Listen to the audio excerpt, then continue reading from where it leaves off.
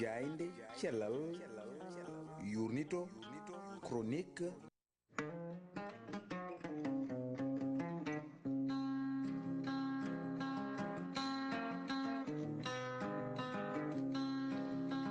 Olel Piindi koy loti do e Dakar njeeyo nango diri funange irangere woy worgon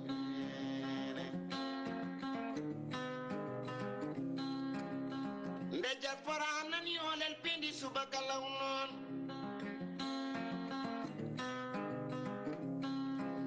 anda marieto Olel Piindi Subaka law cera e kumpa Olel Piindi koy wuli wulango kumpital non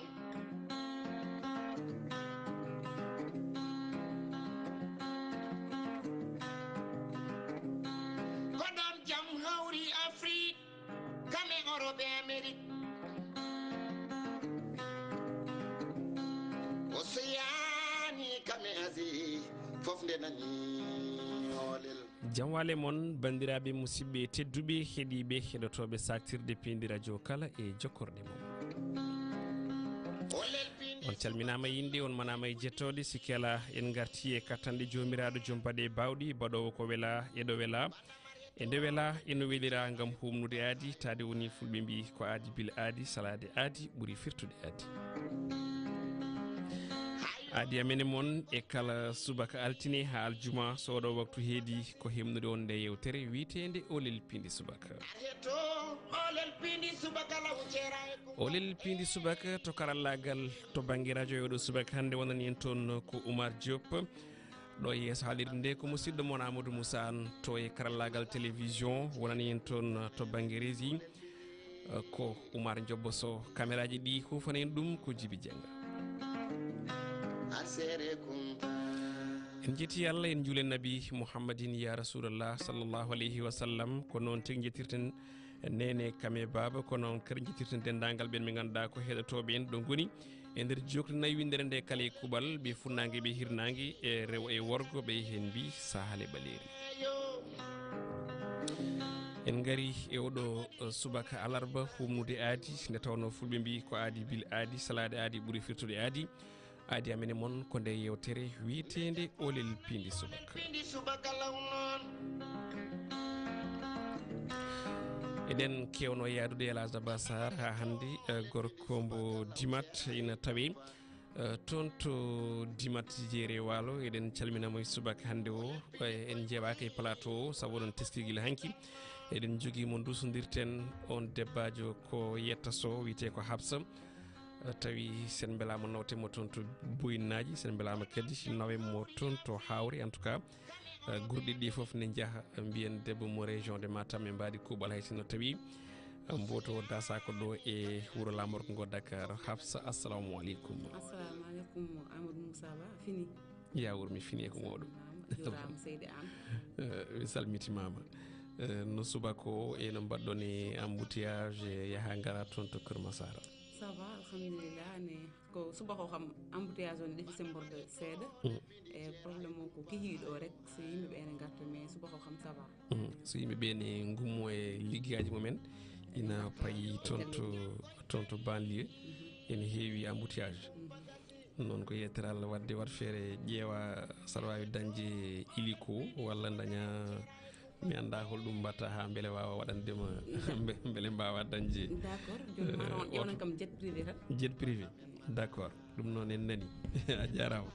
en beltanimomo en calmitima kanko sohna Habsa kanko dusatene e yewtere nde en jettimo en jarnimo ɗum noon joni joni o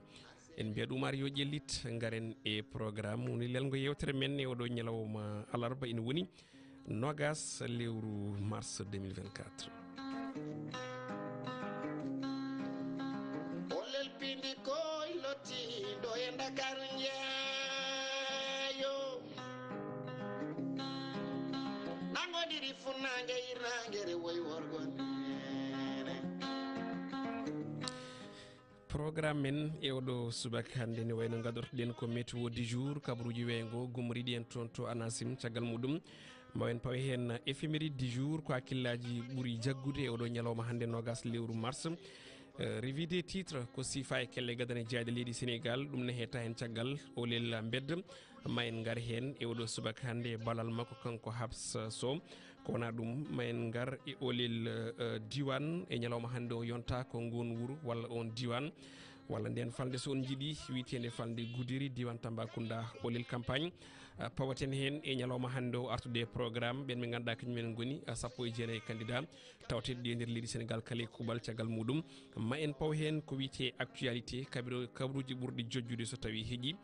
garen e thème du jour ko ni woni lelgo yewtere men e oɗo subaka hande joni joni o paɗen koye éphéméride du jour.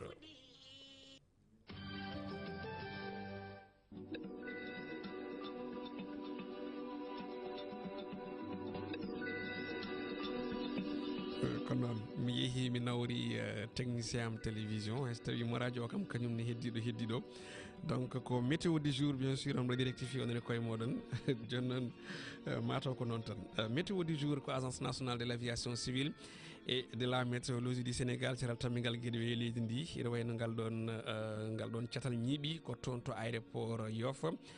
ɓe kollittino wonde ñalawma hande o kadi nguleki ma teske ha tengti e won e nokkuji ko wayno diwan Diourbel diwan mo ganduɗa o ko Podor Saint-Louis Podor Matam Linguére Louga e Tambacounda Bakel e diwanuji hakkudeji ɗin ma keɓ nguleki cattuki e oɗo ñalawma hande hakkude capanɗe nayyi e capannayyi degré en tout cas par contre Dakar e ko wayno diwan mo ganduɗa ko diwanuji goɗɗi jimɗe maayo hango ɗin kam ɓe kabrino wonde ma Sabor e ko yewti e on ɗon e kinɗon nguleki puɗɗorten ko ɗo e Dakar e oɗo ñalawma alarba finɗo ko 20 degré ma ñalde 26 Thiès e Tivaouane fini toon ko 19 ɓen keɓuri ñaldude ko 37 ko noonne Mbour fini toon ko 19 ɓe keɓuri ñaldude ko 39 Saint-Louis du Sénégal banggu ha toon to Dagana fini toon ko 20 degré maɓe ñaldu 35 Podor ko falde nder on diwan mbo Saint-Louis du Sénégal fini toon ko 23 degré maɓe ñaldu 42 Louga ɓen peñiri ko 19 e oɗo subaka ɓe keɓuri ñaldude ko 40 Linguére fin toon ko 22 ɓenne kadi ma ñaldu 40 degré Diourbel fin toon ko 22 maɓe ñaldu 42 Kaffrine fini toon ko 22 ɓe keɓuri ñaldude ko 44 Fatick toon ɓe piniri ko 20 degré maɓe ñaldu 40 Kaolack ɓen piniri ko 22 ɓenne kadi ma ñaldu e 40 degré Tambacounda e Koumpentoum ɓen piniri ko 26 ɓe keɓuri ñaldude ko 40 Goudiri Bakel ko palde e nder on diwan mbo Sénégal oriental ɓen piniri ko 23 maɓe ñaldu 43 Matam ɓen piniri ko 24 ɓenne kadi ma met nguleki tolniki 43 Kédougou fin toon ko 28 ɓenne ma ñaldu 43 ko noonne Kolda ɓen piniri ko 23 ɓe keɓuri ñaldude ko 43 Ziguinchor e Bignona ɓen piniri ko 21 degré maɓe ñaldu 40 Cap Skirring ɓen nene caɓori seeɗa oɗo ñalawma ɓe piniri ko 20 degré ɓe keɓuri ñaldude ko 31 Sédhiou ko 14e dernière région du Sénégal ɓen piniri ko 23 ɓe keɓuri ñaldude ko 42 ko ɗum wonno ko agence nationale de l' aviation civile et de la météorologie du Sénégal ngal cetal tammigal gueɗe leydi ndi hemnuno e oɗo subaka hande joni joni paɗen koye éphéméride du jour.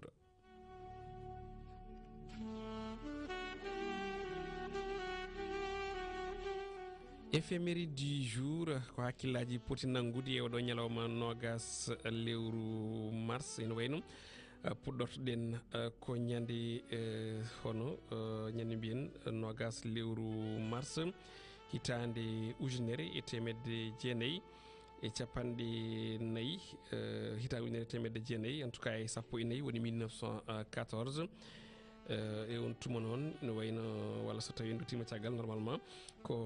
20 lewru mars 1846 ko nden puɗɗortoɗen tigui on tuma hawri koye bartogol toon to Saint-Louis omo yaranno e duuɓi capanɗe jeegom e ɗiɗi on ko gouverneur du Sénégal wiyeteno ko François Marie Charles Olivier ene wayno o taƴi ko ɗaɗi dande makko tawi koye ballal rasoir e nder ndun suudu makko ndu wonno ɗum ko caggal nde o yaltuno e batu hewngu duko e gulali hakkunde makko e ɓen conseiller ji de gouvernement e on ɗon tumo ñande nogas lewru mars tan ujunere temedde jeetati capanɗe jeegom e tati 1863 e on tuma hawre koye cifodiral nanodiral tawi ko wadde ko wiyete ko annexé walla annexant on territoire colonial français tawi noon ko on ɗon province du Toro. La province du Toro noon woni on diwan Toro nde wayne ko goto e nokkuji jimanoɗi tawi ko wiyete géopolitique gonɗo toon to rewo leydi Sénégal ene wayno noon ko nokku mo ganduɗa o ina jeeya e état di Tekrour woni gunɗon laamu Tekrour e on ɗon tumam ko ɗon ni no wayno ko adi on ɗon nokku ene ɓama inde wiyetede Fouta Toro ene wayno on ɗon province woni on ɗon diwan ɗo wanno ɗum ni ko wiyeteɓe laam Toro saabi ni on ɗon ina jogui tokara muɗum walla on ɗon patronyme no wiyete hono Sall lamtoro Sall yimɓe ɓe ganduɗa ɓe tawi tawete ko toon to wuuro wiyetego Guédé ñande nogas lewru mars tan ujunere temedde jeetati e capanɗe jeeɗiɗi 1887 hawri kene uddita toon to place ko wiyete ha joni on place du gouvernement toon to Saint-Louis ɗum ko caggal balɗe nayyi festivité ji woni welnere ɗum ɗon ko gam ha joni wadde ko wiyete ko statué du Louis du général Louis Faidherbe mennoɗo wonde gouverneur du Sénégal to Goudé hitande 1954 ha 1961 kono kadi et 1963 ha 1863 en tout cas ha 1865 ñande nogas lewru mars tan ujunere temedde jeenayyi e sappo e nayyi woni 1914 e on tuma hawri koye jillu makko toon to Ziguinchor e nder Casamance on ɗon wiyete no wayno ko Amédée William Merlou Ponty gouverneur général de l'AOF woni Afrique occidentale française ñande nogas lewru mars tan ujunere temedde jeenayyi e nogas e gu 1921 e on tuma hawre kene jibinaɗo e Dakar o wiyete ko Amadou Mokhtar Mbow o woni ministre de l'éducation nationale tuggude 1966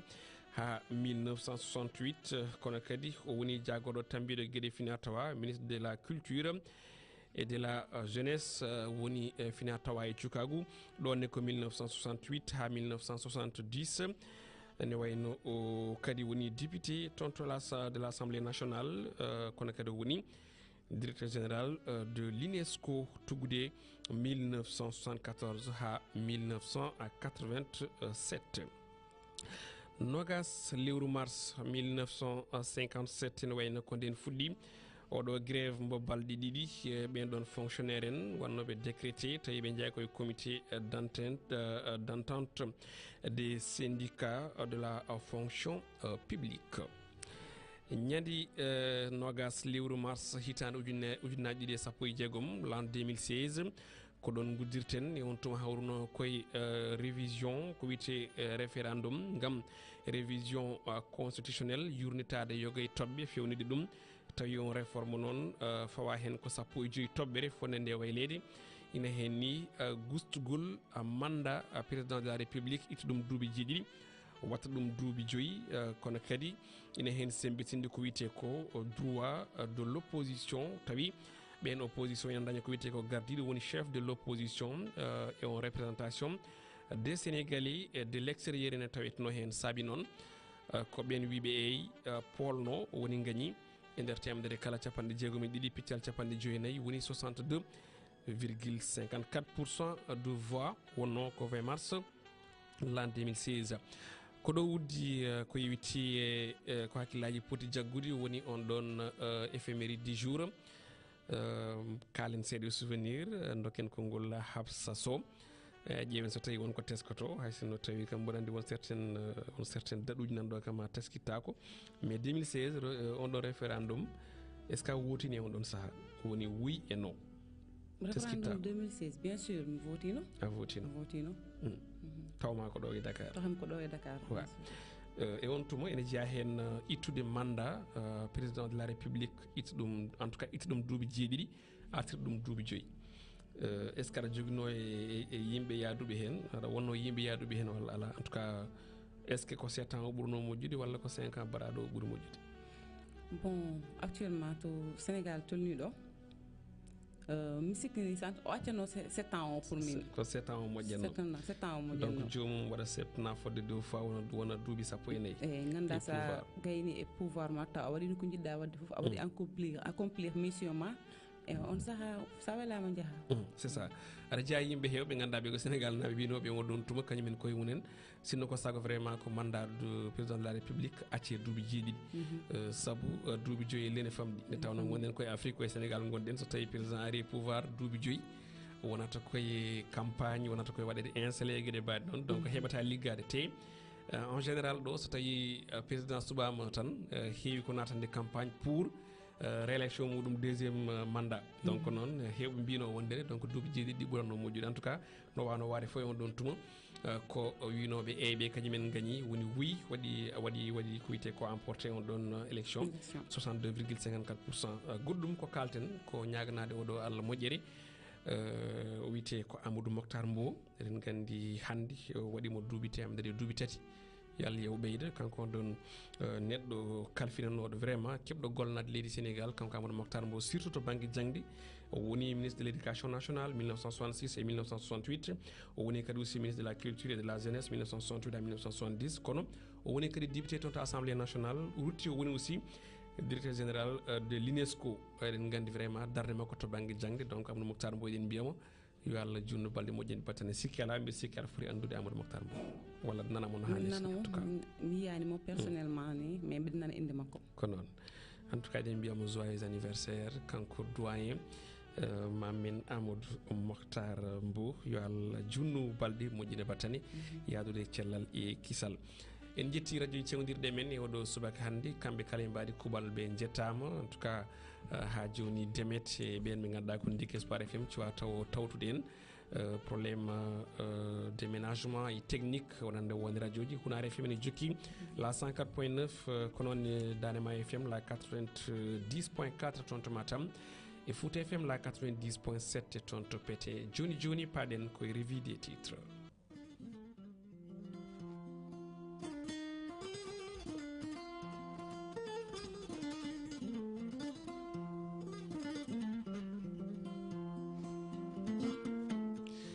musidɓe tedduɓe onon wattuɓe hakkillaji mon e télévision Piindi TV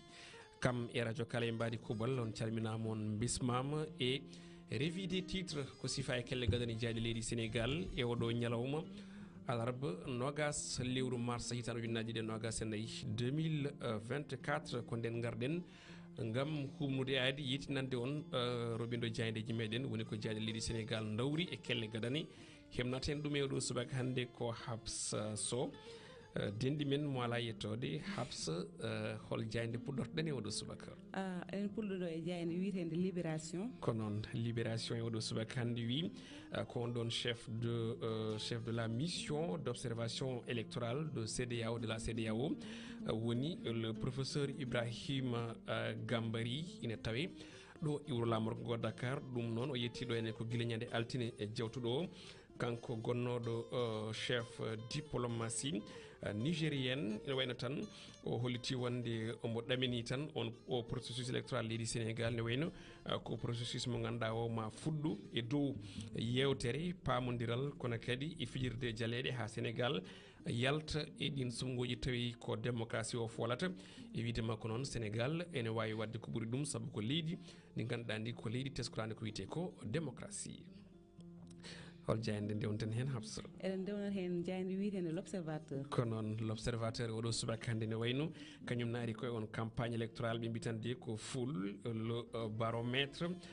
en trompe-l'œil c'est à dire kewede yimɓe ganduɗa ɓe ne teske kala e saaha kono ɗum ɓe mbiyelle ko ɗum funti hen saahaji woni ko tew woni ko heɓata candidat ɗi saabu jomum ne wawi hewde yimɓe e saaha campagne kono so tawi voto ari tawi jomum wotantake no hannirta ni saabi noon janenkoɓe mbi ko alay saago yimɓeɓe woto tumnoto e ndin kewede yimɓe to banggue campagne en tout cas kamɓe janenkoɓe gone haalde kono ɗum janenkoɓe garti e ɓen worɓe witeɓe les hommes de l'ombre ina gollono campagne less wonande Khalifa Sall e on ɗon Amadou Ba Habsa eɗen jaade hen pop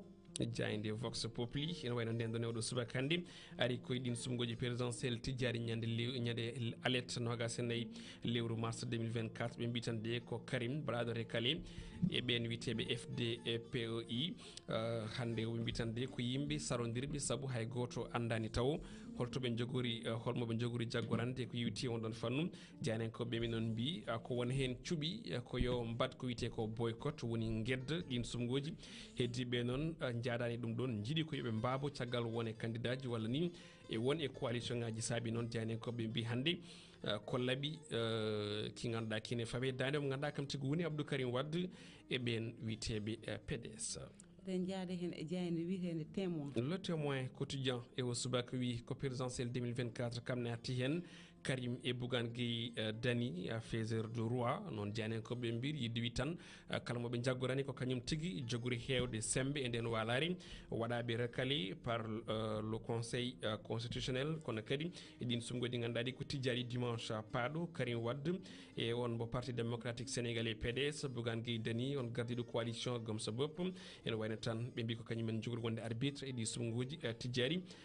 jani ko ɓe gari portrait Khalifa Babacar Sall natal makko yoɗo ñalawma hannde ɓe mbi ko le calife que le Sénégalais attend en tout cas ko calife mo Sénégal naaɓe paadi ko point d'interrogation manam ko namdal jaden ko ɓe jaadini hen le verdict news e o subaka kamne arti koye yilli ko toon to Fatick e on ɗon candidat de Benno Bokk Yakar kañum tigi waɗi rutti teddungal on debbajo walla première dame o wiyete ko Mayram Faysal tawi ngal teddungal ngal ruttimo ni ene wayne ko yesso ɗin responsable uji politique diwan o koye nder kewendi jamanu Amadou Ba ina wayno yetti jarni Mayram Faysal mo ganduɗa mbo wi ina waɗi juuɗe mum e darde muɗum kala e nder leydi Sénégal ha ɓamti konngudi makko kanko Amadou Ba ne tawe nder nden jandi witede e le verdict news jaade ha joni e jayde witede enquête quotidien wi koɗin ɓen ari koye présidentiel future première dame en tout cas ɓen mbaɗi ko natte ɓen ɗon ɓe ganduɗa ɓe ko rewɓe won e candidat ji en tout cas ɓe mbi ko excellence vos épouses janen ko ɓe mbi ko Oumorade Senghor ha Macky Sall ɓen rewɓe ganduɗa ɓe ko rewɓe yontaɓe woni stylé kono kadi e méthode et pouvoir ɓen rewɓe ganduɗa ɓe witeɓe ko des première dame ene wayno noon ɓe mbi tan ko ɓen ɗon ɓe ganduɗa ɓe hannde kewano yiyede to banggue grand public ene birni caméra ji Sénégal naɓe ɓuurani ɗumen andude kono ɓe mbi ko Macky e Mayram Faysal ene wayno ko ɓalli ɗiɗi certuɗi kono de ko yesso woto yidde wi tan ene wayno garagal Mayram Faysal toon to palais de la République ne wayno addani Sénégal ko wiyete ko 100% à couple mo ganduɗa ko ɓesgu leydi Sénégal toon to palais de la République janen koɓe kadi gaari e fanno goɗɗo wi Sénégal ne wawi dañde ko wiyete premier monsieur tawi ko colonel kono kadi gendarme e wonde gendarme colonel gendarmerie ne wawi wonde ko yewti ko ha joni e on ɗon gorko ko wiyete premier homme sababu o eɗen gandi won debbajo tawete e ɓen worɓe ƴamoɓe lefol laamu soirée pouvoir gorko makko watanodirede ko premier monsieur jehan eɗen jaada hen le quotidien nden wi ko PDS kañum nangorande Amadou Ba ɓe mbi tan de PDS wone mabɓe puusi gam nangorande on candidature Amadou Ba des bleus viro marron en tout cas noon janen ko ɓe mbiri ɓen bulɗunoɓe hannde nana dan wita walla nana gonta marron e oɗo saaha député ji sappo e ɓen nogas responsable uji fédération ne wayno tawti on candidat coalition Benno Bokk Yakar ɓe garti on ɗon position officielle du parti démocratique sénégalais ɓe mbi ha hande de e ɗum fada ina tawe nden ɗon jayde konngudi Idrissa Seck o wi ene wayno tan mo watta ko ɓuuri ko wanno e élection présidentielle 2007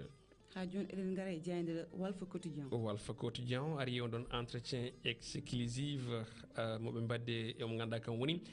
Bassirou Diomaye Faye kanko Bassirou omo haalande nden ɗon jayde ɗo wi wonde tan ene wayno o ɓurnimo wutte président de la République on ñalawma kono noon ko ɗum toɓɓe tati jowaɗi 3 points de suspension o wi noon ko alay saago ndiɗo leydi arta wonta sérieux kanko Bassirou Diomaye Faye o wi kadi ummi koye nokku mo ganduɗa o ko nokku tigui cattuɗo no fewi ko guri makko ne jaaji hen o arti on ɗon hyper présidentialisme o wi ɗum ɗon ina foti tigui ha joni iwde ha laaɓa ceera konngudi makko kanko on ɗon Bassirou Diomaye Faye ina tawe e hello tati ha nayyi ha joyni e nder nden jandi Walfa Quotidien goɗɗum ko tawete hen ko on campagne présidentielle Anta Babacar Ngom ɓe mbi ko kañum tigui ha joni yani e Diomaye kam e Amadou Ba ɗin konngudi makko ne jaaji kanko on ɗon debbajo helle jeegom e nder nden jaydi Walfa Quotidien ha joni eɗen jaade le public e oɗo subaka wi ko score de Sonko en 2019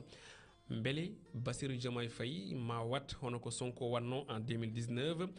ko ɗum hande heddi e ngal ɗon namdal ngal ganduɗa ne fawe tabal jaynen ko ɓe mbi ina wayno on ɗon démembrement de Yewwi kañum wayli on ɗon don mo 2022 c'est à dire taƴogol ɓen coalition Yewwi Askan Wi e 2022 ngol peccogol hande o ene wayno wayli kala don e score mo ganduɗa o ene fada wonande on candidat coalition biteɗo coalition Diomaye président ha joni eɗen jaade hen Ligue Quotidien ko noon tigui oɗo subakande nden wi ko jaɓɓugal kewgal doole Amadou Ba toon to Saloum Pape Mademba Biteye DG Senelec incontesté de Kaolack Amadou Ba suuti hen konngol wi no wayno tan o meeɗano yiide walla o wayde yiide en tout cas kewidi jamanu e jaɓɓugal hono manam pongal ni en guila nde ɓami nadde politique ha yetti hande o yettiɓe noon kamɓe ɓen dariɓe liggi mbaɗi on mobilisation patam lamo Direct News jayde dawol cowde ari Amadou Ba toon to Bambey ɓe mbi ko El Hadj Dia confirme son leadership kanko Amadou Dia El Hadj Dia mbiyen o tengtini darde makko e mbawka makko toon to wuuro Bambey ɓe mbi tan ha joni kanko El Hadj Dia o wertani Amadou Ba o waɗani ɗum jaɓɓugal patam lamiwal wonande jamanu kewɗo gam arde jewtide walla jaɓɓo on candidat coalition Benno Bokk Yakar o wi ko militant ji ɗi dogui ko tolni e 5 kilométres e saaha korka e kiiɗo nguleyki gam jaɓɓade on candidat mabɓe e wiide makko noon e wayno Bambey ene heddi wonde titre foncier ɓe ɓe ganduɗa kañum min gondi Benno Bokk Yakar ne wayno tan o wi ko nokku mabɓe o Bambey ma filtu Amadou Ba walla ma fil Amadou Ba dès le premier tour e wiide on ɗon biteɗo l'ambassadeur Amadou Ba nde ƴetti konngol yetti on ambassadeur e on ɗon mobilisation e ngal jaɓɓungal triomphal no wiiri kanko on candidat coalition Benno Bokk Yakar ha joni eɗen jaade jayde wiitede Besbi le jour e oɗo subaka ari koye konngudi maître Moussa Bocar Thiam ɗi suuti fewde jolfuɓe toon to Wourossogui kono kadi janiyankoɓe ɓe gaari e konngudi Abdoulaye Wade suudno hakkude premier tour e deuxiéme tour ɗin konngudi noon ɗi ganduɗa kadi gaddino ɗon haala yonde on jamanu maître Moussa Diop aussi kalnoɗo e ko yewti haala ila Touba e sumgoji 2019 ɓe mbi ko le poison des candidats posone ɗin candidat ji message maître Moussa Bocar Thiam mo ganduɗa ɓe mbi ene wawi tigui bonnande Amadou Ba ɗin konngudi ɗi o sunno e ɗe balɗe jewtuɗi directoire makko de campagne ɓe mbi ko weltake e oɗo saaha en 2012 jaynenkoɓe gaari siftinde ɓe mbi ko Abdoulaye Wade ne wayno suutino konngudi to wino wondene ma ittu waɗa retiré projet ji makko ɗi waɗanno Matam e Podor so tawi ɓen gotani Macky Sall e wayno noon jaynenkoɓe mbi ɗum ɗon ko heeɓi hen ko ne wayno o heɓani hen ko yinno ko nde tawno o waɗa ko vote sanction toon ɗon nokku ɗin diwnuji ɗiɗi kala kono kadi e konngudi maître Moussa Diop haalno wiide wonde ma sinno ko sago ma ƴettu bulldozer itta walla momta ha laaɓa ceera ɗum ko ganduɗa kañum woni on ɗon autoroute ila Touba nawa ɗum toon to Fouta en tout cas ɗin konngudi woni ko janiyankoɓe gone artude e oɗo saaha kamɓe janiyankoɓe Besbi le jour eɗen jaade le républicain kamne ko jayde wiite noon ɓe gaari eɗin sumgoji présidentiel la mobilisation exceptionnelle de Mohamed Diaité ngam Amadou Ba on président Diayti non ɓe ko waɗi mobiliser département du Bunkiling kono kadi o huɗima victoire woni polgu wonande Amadou Ba on candidat benno noon ɓe mbitande ko weltima on ɗon mobilisation des militants de Mohamed Diayti tawi noon ko ɓernde ɓumɗo heeɓi hen ɗin konguɗi en jaaji hen e hello joyi e nder nden jandi witende le républicain ha joni eɗen jaade la dépêche républicaine kamne arte caravane toon to Saint-Louis mbo Anta Babacar Ngom kanko Anta Babacar Ngom noon sutti toon konguɗi fewde Serigne Mboup o wi Serigne Mboup de ko waɗi e leydi Sénégal ko ɗum ɗon ko hunde ganduɗa nde vraiment ko hunde mantanide te kadi ko hunde yaadude e jamanu eɗen jaade ha joni jayne wiyeten le soleil jayne guindire nde nden ari koye coftal ɓalli 13e jeu africain ɓe mbi ko on bi à Accra Sénégal de ina lewña toon to Accra lamorgo leydi Ghana ɗum ɗon ko yewti e on ɗon jeux africains ha joni eɗen jaade le tribune sport on ko jeux africaine aussi arti ɓe mbi ko le Ghana kañum tigui waɗi éliminé kadi Sénégal Ghana yaltini équipe tokoso leydi men Sénégal ɓen ɗon ɓe ganduɗa ko U20 ko lawol gongol kadi nde tawno ɗum kewino e dumunaji jewtuɗi en 2015 ɓe garti e match amical le Gabon ma jou tawi zoudata mo ganduɗa kam tigui woni maître muɗum de jeu on wiyete ko Denis Bouanga on match paɗaɗo ñande aset hakkude Sénégal e Gabon toon to Amiens record quotidien ari e on ɗon match mo ganduɗa ko athlétisme jeux africaine mbiyen 2024 Louis François Mendy ɓe mbitande ko c'est par d'or omo jokki ƴettude ko yuti koye ɗin médaille d'or kono aɗum en garti match ji amicaux Sénégal Gabon e Bénin ɓe mbitande ko priorité oɗo saha hannde ko sukaɓeɓe kono kadi e ɓen hesɓe poti journée ɗin match ji ɗiɗi habsa jayne men sakkatinde ne wiye stade quotidien ko ɗon guddirten no mbiɗa ni roɓine men jayde jeewoɗo subaka hannde ɓe gari koye Nicolas Jackson Elimane Ndiaye Nampalys Mendy Moussa Niakhaté oɗo saaha ɓen ɗon ina jiilo ko wiyete ko revanche en sélection goto foof ina waddi aadi walla won occasion mo ratno e oɗo coupe d'Afrique ina gasa jomumen jomnito so keeɓi occasion e ɗin match ji ɗiɗi Nicolas Jackson noon ɓe mbitande yi jogori heptude ko place muɗum titulaire Nampalys Mendy ko wadde reprendre on ɗon place muɗum milieu de terrain Elimane Ndiaye kamnene ko wadde bousculé on ɗon hiérarchie Niakhaté Moussa Niakhaté ne wayno tan ko wadde racheté on ɗon penalty muɗum mboratno penalty mo ganduɗa waɗino coûté cher élimination Sénégal e on ɗon 8e de finale CAN Côte d'Ivoire 2023 ɓe garti e o connexion toon to Alsace noɓe mbiri Diallo e Diarra le 2 Habib pour tourner en sélection wayno ko ɗo uddi robine men jayndeji e oɗo subaka hannde kono hade nden hade min tan waydirde bandiraɓe habsa en gaddanabɓe natal batidingal on ɗon dessin odia dessin mo ganduɗa o ina haala ko yiwti ko e actualité on ɗon dessin noon ne holliten wonden tan ko Amadou Ba wala no jiiruɗa ɗum e écran o Amadou Ba yo mo ganduɗa kam tigui woni Bassirou Diomaye Faye tawi noon ɓe jogui ko chauffeureɓe vraiment spécial Amadou Ba ko Macky Sall dognata ɗum oɗon auto mo ganduɗa ko auto pentiraɗo marron beige Ousmane Sonko kañum dognata ko Bassirou Diomaye Faye on ɗon auto boɗejo joni noon haala ka woni ko Serigne Mboup nana less joom slogan yokko bayeko o wi wondani kanko hoore makko vraiment mo fonno vraiment dañde hono ɓeɗo chauffreɓe hono ɓe donnoɓe autoji o wi kanko hoore makko winno dañde vraiment hono ɗiɗo autoji e chauffreɓe mumen saabu ko autoji ɗi ganduɗa ɗi celluɗi chauffreɓe kadi dariɓe no fewi beele ene wawa jeeyede ko wiyete ko o wi ɗum kadi ne foti jeeyede e ko wiyete des équilibres entre nous autres candidats manam ko hunde fondude hakkude candidat ji ɗi kala goto fof ne fonno hebde vraiment autoji mum heɓa aussi ka yimɓe wallitoɓe tawi ko waaɓi no Macky Sall e Ousmane Sonko eɗen jeeyi aussi candidat ji goɗɗi nan oto banggue ko wayno Boubacar Camara nan heedi caggal ne waɗi wutte boɗe jane fayi junggo e hoore kono noon aussi eɗen jiiya mo ganduɗa ka woni Cheikh Tidiane Dièye ko lombiɗo woni komi heftinani en tout cas ha ɗo kono ɓeɗo kam mi heftini ɗumen donc dessin o nan ɗon ko dessin naam kono aussi ko ɗum information donc information o woodi tan koɓe mbi kamɓe ɓe keeɓi ɓeeto keeɓi vraiment soutien c'est à dire Amadou Ba heeɓi soutien Macky Sall Ousmane Sonko heeɓi soutien Bassirou Diomaye Faye e commentaire tan en dabɓo kadi koɗen gudda bon e yiyande min gila fuɗɗore wonno tan ko hakkunde Ousmane Sonko e Macky Sall donc hande Diomaye Sonko eɗen nana kadi Macky Amadou Ba donc mbiɗa wiya ha joni iwan ɗon tan ko kañum tan woni ɗon ko hakkunde Macky tan haali Sonko ha joni eyyi ko noon a jarama Hafsa ɗum noon ko hunde commentaire ko yewti on ɗon Odia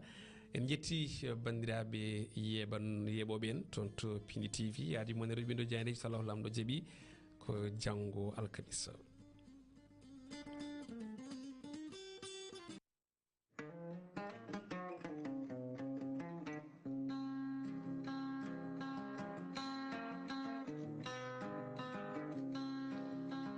Olel Piindi koy lotti ɗo e Dakar jeeyo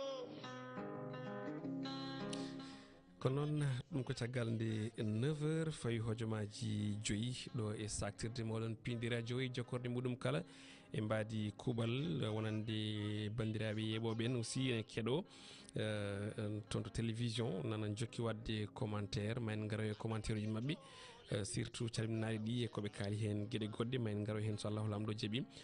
gam ƴellidde koɓe bindi toon inchallahu rabbi joni joni paɗen koye Olel beddo noon e oɗo ñalawma hannde ari jokkidde ko kalnoɗen hanki o habsa nde tawno hanki kaalino tiiɗalla gonaɗo woni alhaali tirgol jeere nde cogguli kala ɓeydima vraiment won henni koko waɗi doublé voire triplé a jippinoma hanki e booli ɗi surtout yettare ɓen commerçant ji ɓe ganduɗa ɓe ko somotoɓe ɗe jeyta kamɓe noon wonkoɓe kaali saabu ɓe mbi ɓeydugol ngol wona kamɓe ɓeydi saabu sinno ko sago mabɓe kamɓene prix ɗi gusto nde tawno kamɓene ɓe jeeya koye consommateur en donc koɗo ɓe nokkoyrto ko toon tiiɗi keɗɗen ɓen commerçant ji ɓe habsa so yewtide e guilɗon Olel bedda garten seeɗa e commentaire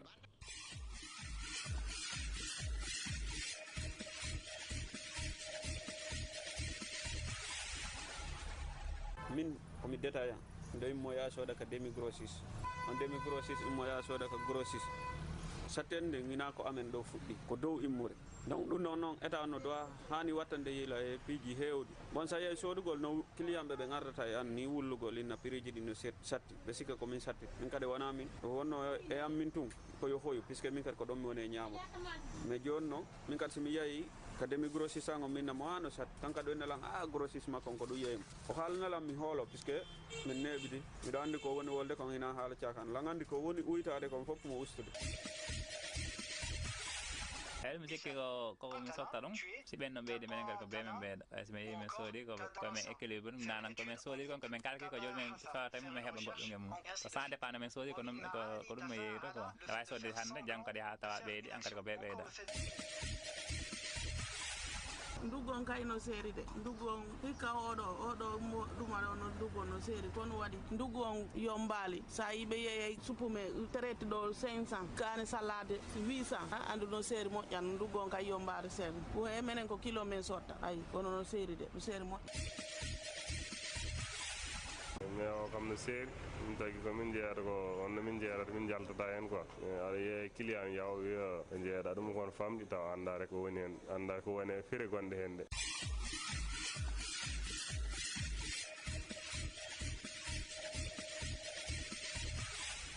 wonno ko rubrique Olel bedda ɓen fottaɓe bedda o jewtida namda ndeɗon toɓɓere en kaali en hanki en gartinen ha yaaji ɗum wonno toɓɓere meɗen hanki won noddunoɓe ni mbi wonde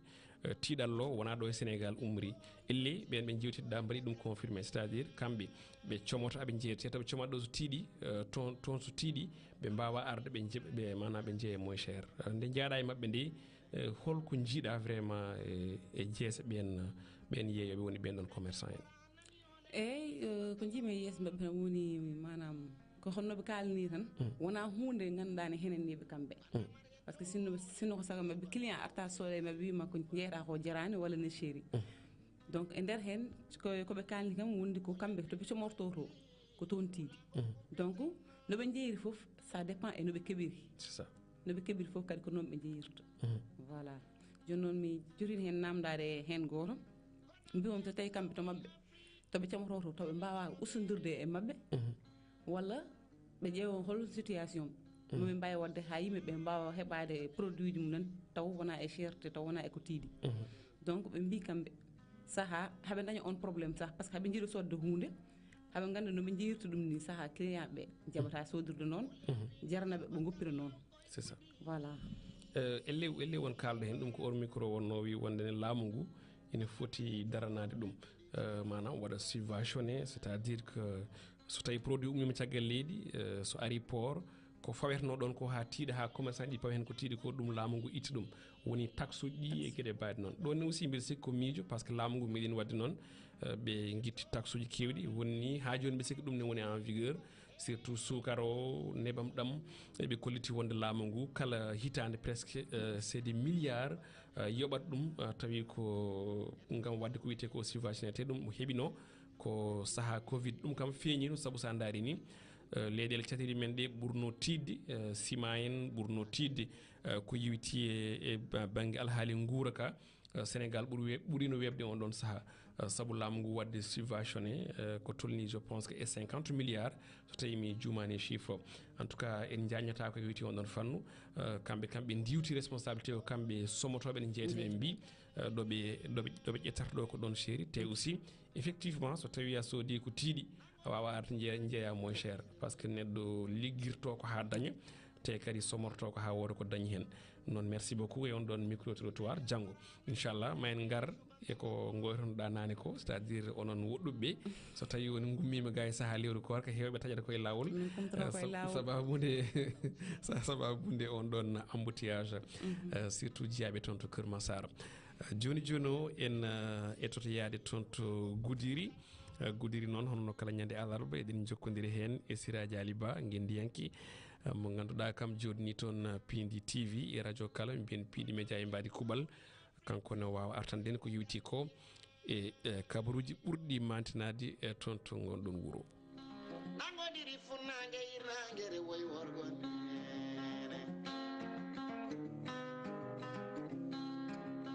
nde jatpora nani olel Piindi subaka law noon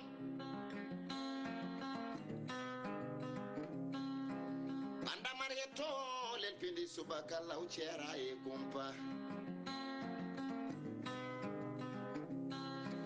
olel Piindi koy wuli wulango kumpital noon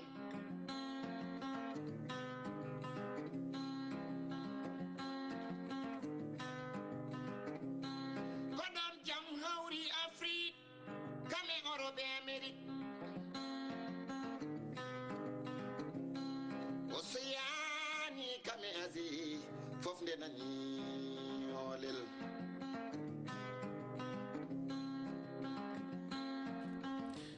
jarama Oumar eɗen mbadda mo ganduɗa kam woni Siraji Ali Ba kono en keɓanimo to en tout cas en cuwato heɓdemo vraiment ina hawni tan mataw ko warka ko jagguimo donc en attendant en ƴewat yaade toon to plateforme YouTube e tade haalde message ɗi ganduɗa ɗi ko bandiraɓe ene wayno Elhaj Diallo wodi ko haali ɗo wi wonde tan ko dimat village Elimane Boubacar Kane gumɗo guite mo wumani ɓerde ma en gartama ko saabu mo ganduɗa kam tigui woni Siraji Ali Ba heeɓidima ɗum noon Siraji mamin gartema joni so Allah lamɗo jaaɓi gam yewtidde e maɗa inchallahu rabbi ko noon ɓade Siraji waɗi disponible ɗum noon joni o en etoto ruttade toon to Goudiri gam wawde jokkodirde makko kanko Siraji Ali Ba ƴeewen so tawi hankkadini kam mataw o yawi tampude kankone 9h13 tan donkeɗa ya heeɓe téléphone ene hawni Siraji sa yanaki jalluɓe en dañata ko kaldi subaka hande o ɗum noon eɗen cabbi Siraji Ali Ba joni o e ko yewti e on ɗon Olel diwan nde jatpora nani olel Piindi subaka law noon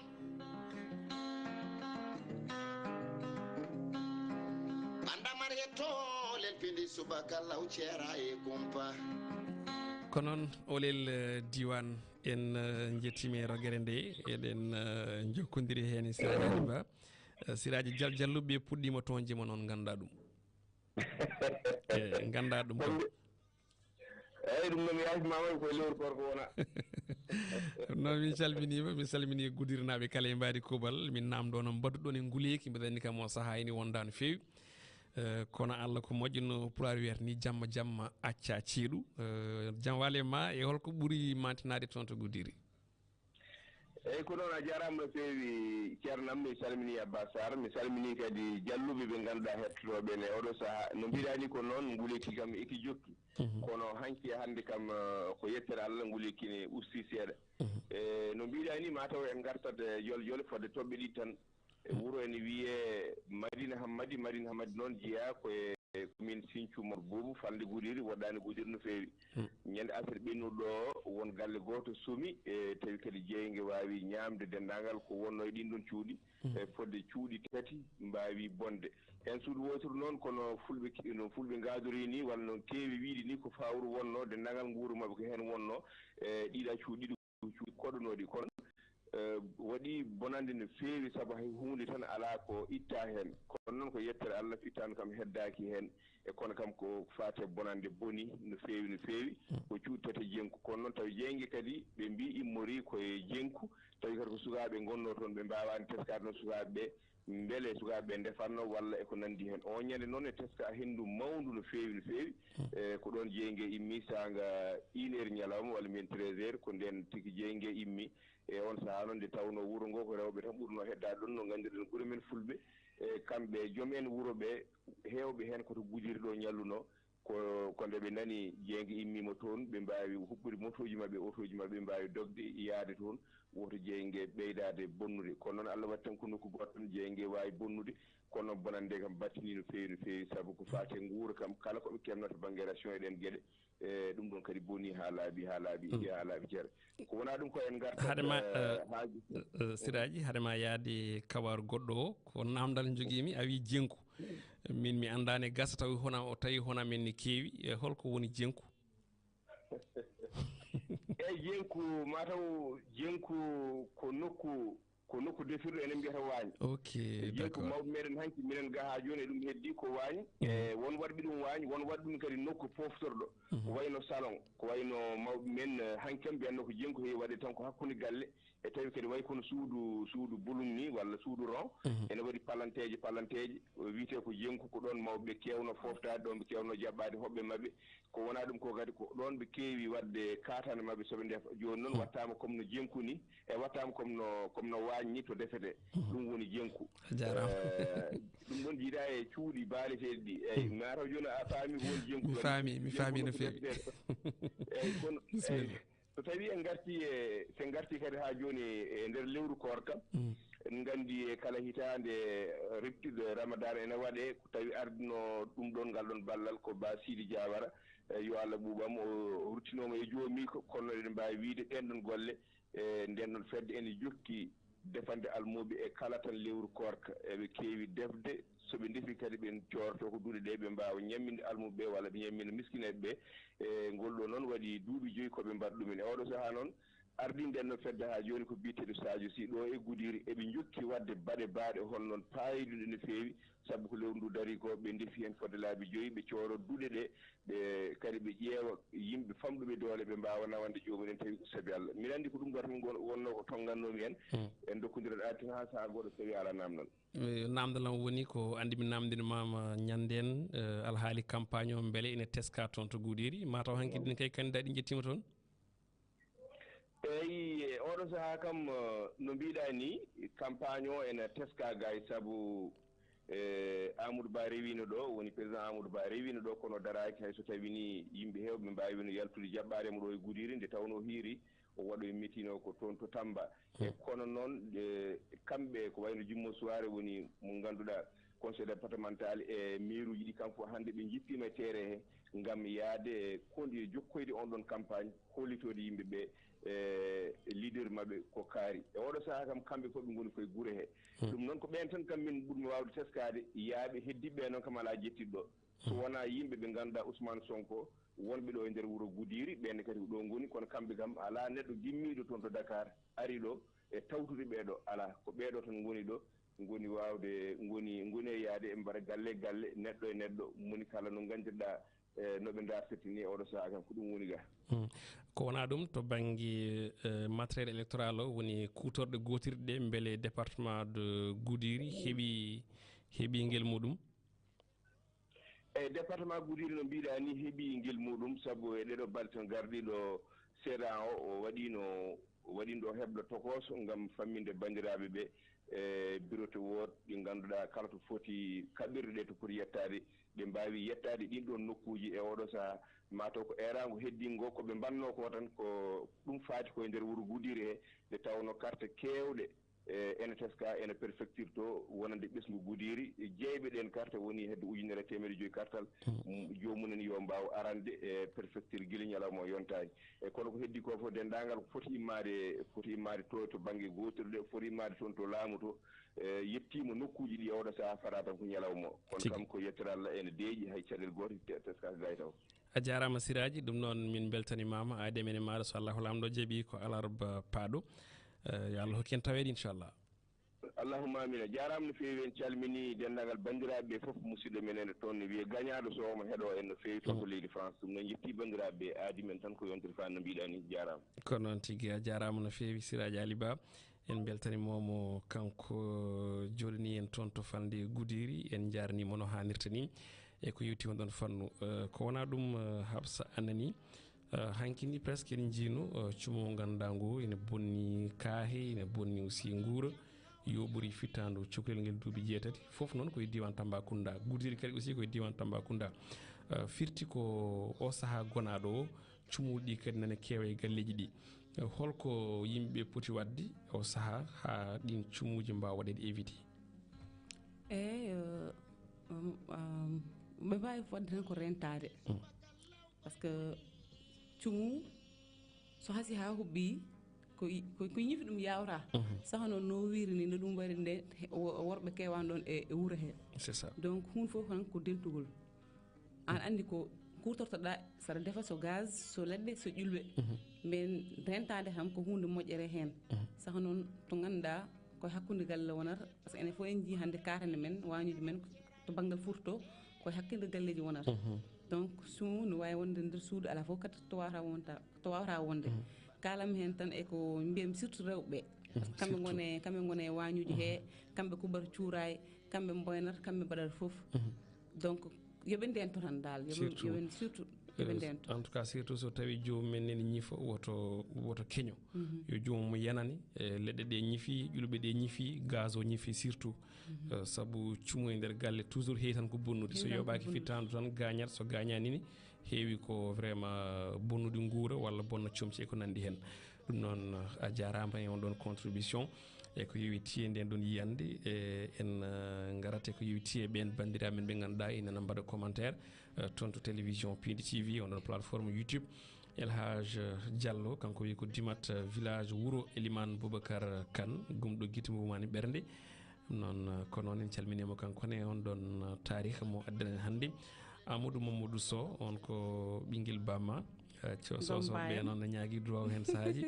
o wi ko jaam Allah waale meɗen salminima o salmini kam o salminima aussi an hoore ma kono Mansour Ba kam ne salmini ko noon ne Adama Sow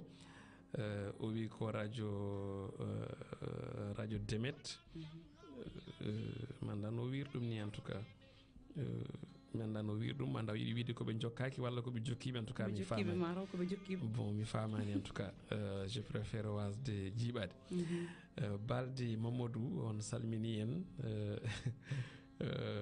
salmini kadi aussi mo ganduɗa o wiyen ko Hammadou Kodde Saare Sukaɓe bon ɗum noon ko noon en calminimo kankone ko noon e Souleymane Mamadou Niang salmini en ko ciloñinaji kono ko toon to Côte d'Ivoire woni haadi Talla kamne salmini kono pulago yooɗi voilà merci Allah no wallami hen de par ce que min kam hen saji bindi di mbaɗa ñaagui hen duwaw Mohamed Diallo kañumne salmini en ko noon ne wi machallah oustaz Sow wi weltima e yewtere nde Ahmed Sow an hande Sosoɓe kewi ɗo de ayi hande koɓe andi ɗon mbawi mabɓe jooɗi ɗo jeppo Sow jooɗi ɗo hande Kane Diallo wi ko kañumne waɗi commentaire Sow Moussa Sow cosoho goɗɗo kadi wi ko machallah ko noon ne Amadou Baba Ndiaye kañumne salmini en wi omo ñagono en korka jaam o woni ko toon to Ranérou Ferlo oɗo kañumne biteɗo Guisse Sénégal windi arab ko inde Amadou Ba kan woni ɗo ɗum noon ko heddi ko aussi en mbaɗani campagne ko noon Diawo salmini en e demgal portugais ko noon aussi Amadou Baba Ndiaye arti kañum ne wi ko yen ɓeydu volume bon minen de min tomin gonɗo noppamen ko cukki ƴeewa so wona téléphone ma walla télé ma ɗi pamɗi volume Aminata Dia ko dendi men toon to Hollande en calminimo kankone oustaz so aussi kamne arti wiyen ko kañum Seydou Bari toon to kay heeɗi leydi Mauritanie o ronki hettade en e application en tout cas il faut ƴeewa onon zone surtout onon zone Dande Maayo Sénégal e Mauritanie oɗon jogui on probléme ɗeɗo balɗe kala mbiɗa sikki tan ko zone o connexion ji ɗi ko toon eɗen calmina Ifra Sadio Ba voilà oyon machallah Amadou Ba bon désolé machallah Amadou ay inde Amadou manen Amadou Moussa Anne a jarama waɗi fayida yo Allah wat jaam e Sénégal amin on jarama debbo pullo a jarama Ifra Sadio Ba en jarnimo Mamadou Abdoul Sow Mamadou Abdoul tan on salmini en o wi beltima o wi ko kanko Mounirou Sow on kadi ko cooso aussi sosoɓe hande wallahi ko to Hammadi Hunari wuro men ko noon ɗum noon en calminimo no feewi voilà mi anda ko wi ɗon ko ni kono mi salminima ko wawi wonde foof Mouhamed Diallo aussi wi weltima jokkiran en commentaire uji ɗi Hafsa Ndaren e oɗo wi ko mo mbiɗa wawa famde ko winde windi ko ɗum ɗo Mamoudou Abdoul o wi Amadou Moussa a weltanama no feewi Mounirou Sow Hammadi Hunare eyi ɗum ko Hammadi Hunare o woni eɗen jaaha ha joni e Ousmane Ba wi machallah Amadou Moussa Anne a jarama mi weltima mbiɗa andi ko ɗum windude o wi mi weltima voilà ha joni eɗen jaaha e Ifra Sadio Ba Artiles Amadou Moussa hande jokku yewtere voilà jokku yewtere sikon ko ɗum yidno windude ha joni eɗen jaari e biyeteɗo Demba Ba wi on jarama toute l'équipe de Piindi TV machallah Oumar Bouba Artiles wi on jettama de kono noon eɗen eto waddude hen bindi onon ko bindi sosoɓe ala ɗum ɗo ko bindi jajaɓe jajaɓe bindata ɗo bindi ɗi ñaago droit hen saji donc eɗen eto famde tan noɓe bindirni et puis liren kono noon enen hen sahaji ne jiiɓi seeɗa mais félicitations quand même félicitations parce que eɗen gandi eɓe batti hakkille ko watte ko te aɓe jogui hen weltare no fewi ɗum noon en jettiɓe en jarniɓe kamɓe kala joni joni paɗen koye actualité Olel Piindi koye wuli wulango kumpital noon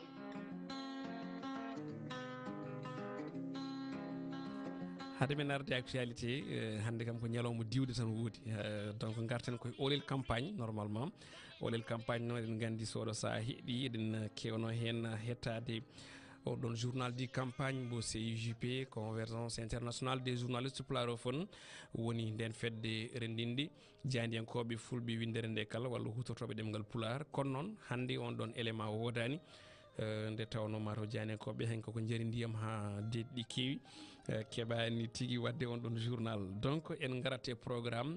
no lelori no umrori en toon to CNRA woni programme ɓen ɓe ganduɗa kañumen goni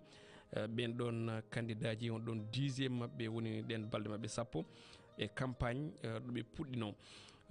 Bassirou Diomaye Diakhar Faye on ɗon candidat coalition Diomaye président ina wayne kañumne tawetno hanki toon to Kaolack e on ɗon caravane mbo waɗi to Guinguinéo Gossas ha toon to Fatick Anta Babacar Ngom on candidate pour la relève kañumne wanno on ɗon caravane muɗum ko toon to Saint-Louis du Sénégal e nokku wiye hono Ngalel Ross Béthio kam e Rosso Sénégal ko noon ni 3e position ko Boubacar Camara on ɗon ummima ɗo e wuuro lamorgo ngo Dakar e subaka hanki o tindi ko toon to Mbacké e to Touba Ceerno Alassane Sall on ɗon ne wayno yuɓɓini caravane muɗum ko toon to zone de Niayes ko ɗo e wuuro lamorgo ngo Dakar kona ɗum Serigne Mboup kañum nene fadano hanki to rew leydi Sénégal e on caravane Saint-Louis Podor e toon to Matam Khalifa Ababacar Sall on mbo coalition Khalifa président kañum ne yettima hanki toon to Ziguinchor e toon to Diourbel 7e position e oɗo ñalawma ngol ɗon doggol ko Ali Ngouille Ndiaye on ɗon mbo coalition Aly 2024 ne wayno on ɗon waɗi caravane muɗum e activité ji visite de proximité to Kaolack e Nioro Dirip. Pape Djibril Fall mbo coalition Pape Djibril président kañum ne yillima Kaolack e ndangal ma ko wona ɗum mo ganduɗa kam woni Elhadj Mamadou Diawo Mamboy Diawo coalition Diawo 2024 on ɗon ne waɗi ko caravane e jilluji ko wiyete visite de proximité ɗo e département de Dakar. 10e position ko Mohamed Boun Abdallah John kañum ne heddima toon to quartier muɗum général tawi ɗo yuɓɓinta ko yewti ko ha joni e on ɗon déclaration télévisée. 11e position ko Amadou Ba coalition Benno Bokk Yakar on ɗon yillima hanki toon to Guinguinéo Gossas Diourbel Bambey Diakhar e to Fatick. 12e position e on ɗon classement hanki kamɓe CNRA koni sifori ne wayno Habib Sy yillima to Linguére wuuro muɗum ɗo Jeeya hanki walla ni hanki mbiyen Cheikh Tidiane Dièye kañum ni e coalition muɗum président Biñu Bëgg kañum ne waɗi ko jillu toon to Kidira Sinthiou Malem e Tambacounda. 14e position ko Aliou Mamadou Dia mbo PUR on ene fadano hanki toon to Ziguinchor Bignona Nioro Guinguinéo e Kaolack. Mamadou Lamine Diallo mbo coalition MLD Tekki on ɗon yuɓɓini ko caravane toon to Thiès e Ndande Kébémer ha toon to Louga. 16e position ko Daouda Ndiaye on ɗon ne wayno tan waɗi consacré muɗum waɗi walla mbiyen waɗi jillu muɗum ko toon to Sénégal oriental Tambacounda e ko taari ɗum. ko wona ɗum on ɗon 17e position ko Idrissa Seck mbo coalition Idy 2024 on ɗon fuɗɗi waɗiri mbiyen ha joni gueɗe muɗum ko wiyete ko audience politique toon to Keur Massar ko adi komo yaha toon to Thiénaba e croisement Ngoundiane Hombol Ndiéyen Sirakh e jilluji ko wiyete visite de proximité toon to Bambey Diourbel Kaolack e Fatick. 18e position ine toon tawe ngol doggol CNRA e ñalawma hanki o jillu Déthié Fall mbo coalition Déthié 2024 on yuɓɓini ko caravane Thiès Bambey e Colobane. sappo e jeenayyi woni 19e e dernière on ɗon position e ñalawma hannde o e ñalawma hanki o mbiyen ko Elhadj Mamboy Elhadj Malick Gakou on waɗi ko déclaration ɗo e Dakar. Donc ko ɗum ɗo wonno doggol ko yetti e lelgo candidat ji ɗi e lelgo CNRA en tout cas kala ñande noon hunde ne waylo wonnoɓe yeeso ɓe gona caggal wonɓe caggal ɓe gona hakkude wonɓe caggal ɓe aussi gontoya yeeso foof nan ɗo donc ko ni ɗum yaari en paami ko ɗum wonno rubrique Olel campagne joni joni koye fannu campagne keddortoɗen taade woni koye alarba gonɗen ko mercredi politique woni alarba dawrugol garaten koye toɓɓere meɗen nde ganduɗa ndiwen ko yewti actualité garen toɓɓere nde ganduɗa nde ko toɓɓere haalore e gonka leydi ndi surtout waɗo campagne gonaɗo eko fuɗɗi hen ko yiyede.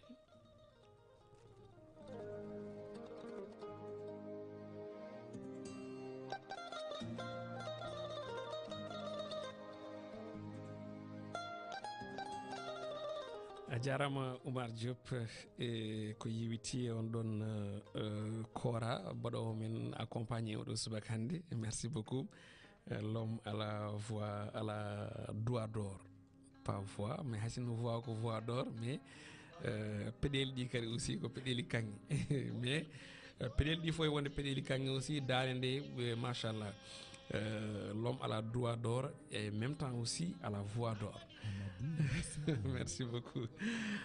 Thème du jour koko yewti e on ɗon campagne gonɗen koye alarba mercredi politique ko campagne fuɗɗi ko en jiino fuɗɗori koye vraiment koye gueɗe jaam yami machallah ne waɗno ne deeƴno kono ɗeɗo balɗe foof en jii fitnaji ɗi gummima darima ummori noon ko toon to Nioro Dirip jamma heccenko to militant ji coalition Benno Bokk Yakar e ɓen ɓe coalition Diomaye président nangodiri ha waɗi gañiɓe ko toon ni en nayo on ɗon siège ni Diomaye président dupa kono ne kadi aussi toon to Saint-Louis du Sénégal ko ɓen ɓe ganduɗa ko yimɓe coalition Benno Bokk Yakar nangodiri toon kadi aussi yimɓe omo ganduɗa ko woni biteɗo Marito Niane nangonaɗo coalition Diomaye président ha waɗi gañiɓe hanki kadi aussi en jii nangodiral waɗi hakkude yimɓe coalition Diomaye président e ɓen ɓe Benno Bokk Yakar ha wadi neddo goto gañi hen gañande musde wobbe kadi gañi gañande lefdi kono kadi aussi wadi hen autoji duppaɗi kela mbiyen wadi hen autoji kelaji tan no manam no kabaro wiri donc elle habs gonɗen kadi koye artude e campagne et violence alors que fuɗɗorino vraiment koye no fuɗɗorino ni vraiment ni ɓumno kono en jii e oɗo dernière semaine woni yontere wattaninde kadi violence o ummima holko mbiyata vraiment ɓen militant ji candidat ji ɗi ganduɗa ɗi hande nani e terrain ha gacca on violence pour min ko candidat ji ni foti haaldude mabɓe déjà violence moƴƴani e leydi ɓe poti artirde hakkillaji mabɓe ɓe ganda ɗum ɗo koko ɓennata ko élection tan donc neɗɗo aɗa wawi haɓede taw wona e nder violence taw wona e dow violence e aɗa jogui cartal ma fota ha ñalawma o ara so ñalawma o ari jaaha kaɓanɗa mo jiɗɗa haɓanede o bien sûr e kono so wonti tan oɗon dardo hen oɗon kelega bisuji ɓene gañoga ɗum wona hunde fewde wona hunde moƴƴere e kamɓe candidat ji yoɓe kalde militant ji mabɓe ɗi ɓe ganda noɓe darori ɗum tan mbawmi wiide aɗa andi déjà so tawi wiyama nden ha tan ko puɗɗen ko yiide foof ko coalition ngaji ɗi tan goni habde donc a fuɗɗinoma haalde nani ko fuɗɗi ko yiyede sa ƴeewi ko candidat ji ɗiɗi walla coalition ngaji ɗi tan puɗɗi hankkadi ne hollirde doole mumen te kadi puɗɗi affiche de vraiment on ɗo rivalité woni ngun nawleygu entre guillemets wongo hakkude mumen saabu a yiyata nanta coalition ngaji goɗɗi kaaɓe koye mumen a nanta ɗin kaaɓe goto e ɗiɗi kalɗen sa ƴeewi ni au contraire kalde ɓe kawri ɓe jaɓɓodirat ko wayno Khalifa Sall mo ganduɗa kamone Amadou Ba nde kawruno toon to weeli gara en jii ko jaɓɓugal bangal fayida ɓe jaɓɓodirno donc elle hollirde wonde tan à l'affiche ko hakkude coalition Bassirou Diomaye président e Benno Bokk Yakar ñamdata e lahal gotal mi ñamdata e lahal gotal te ko violation mbaɗo o ko hakkude mabɓe tan par ce que déjà sukaɓe koye mabɓe ndewi wonno jodortoɗa ni so ɓooyi tan mbira maro kamɓe tan ɗiɗi gonni candidat ji par ce que voilà guerre o ko hakkude mabɓe violation o ko hakkude mabɓe ko kamɓe ɗi tan towi poti te alors que politique wona noon ƴeew han diga hakkude Amadou Ba e Khalifa Sall ñanden no ñande potinde to weeli ngara hunde yonde hunde fewde ɓen rek déjà ko référence e Khalifa Sall idi aussi kawri Thiès ko même sojiya jaɓɓodiral bangal fayida yidde wi tan ko a fuɗɗima haalden joni wonde ni candidat ɗi poti haalde donc min pouram waɗi incité oɗo violence tan ko ɓe jabdirata konnguli ko c'est à dire ɓe nana Ziguinchor ɓe nana Fatick kala dariɗe e podium o ina yenno goɗɗon ina ñiŋa goɗɗon ina vrai ɗum ɗo noon ne adda militant ɗi so kawri ko mawɓe mumen ɓe eratono ko walla ko mbindiranno biyoje bonɗe ko ɗum addata militant ji togosi ɗi walla militant ɗi kañumen nanggodirde saabu so mawɓe puɗɗi haare mbi ko yo sukaɓe kaɓe so mawɓe puɗɗi haare mbi ko yo sukaɓe kaɓe donc ko mawɓe kamɓe koye mabɓe kamɓe poti rendirde ɓe pewna hakkude mabɓe par ce que ɗum ɗo koko gasata de jamono ne ara jamono ne wawi jamono garowo ni ne wawi taw kamɓe ɗiɗi fof ɓe batti haaldude ɓe batti yaadude donc hoto e rendin sukaɓeɓe yoɓe kalde sukaɓeɓe ɓe gussa violence e ɓe kalde mabɓe e dow needi e dow teddugal ɓe ganda koɓe poti wadde ko hano élection ɓeni foof taw koye dow jaam a jarama Hafsa a jarama e ɗin konngudi ɗi ganduɗa ko konngudi gartoji hakkille kono kadi e waaju eɗen mbi tan koɗo kalden ɗo tan woodi kono dendagal leydi ndi kala to nanɗa tan yimɓe kaaɓi andu ko coalition ngaji ɗi potti jibini caɗele jibini haare ɗum noon eɗen mbaɗa namdal e subaka hannde o holko foti wonde darde ɗin leader uji ɗin candidat ji ganduɗa ɗi ko candidat ji kañumen kuufi ɗin coalition ngaji kono kadi kañumen gardi ɓen militant ji holko foti wonde darde mabɓe ha violence o wasa teskede e nder dingaral dawrugol ngol ko 78 158 81 05 walla toon te Skype Piindi Espace FM guddiren ɓoggol ngol beele bandiraɓe ne mbawa jokkade yewtere nde yewtere mabɓe Olel Piindi Subaka en jetti radio ɗi ganduɗa ene cenge men e oɗo subaka kanji kala e mbaɗi kuuɓal ɗi tinɗen ɗe en tinani kala en jetti kadi ɓen heɗortoɓen via application e lien to goni nder jokliwidira nde kala e kuuɓal 78 158 81 05 walla toon te Skype Piindi Espace FM ɓoggol ngol udditama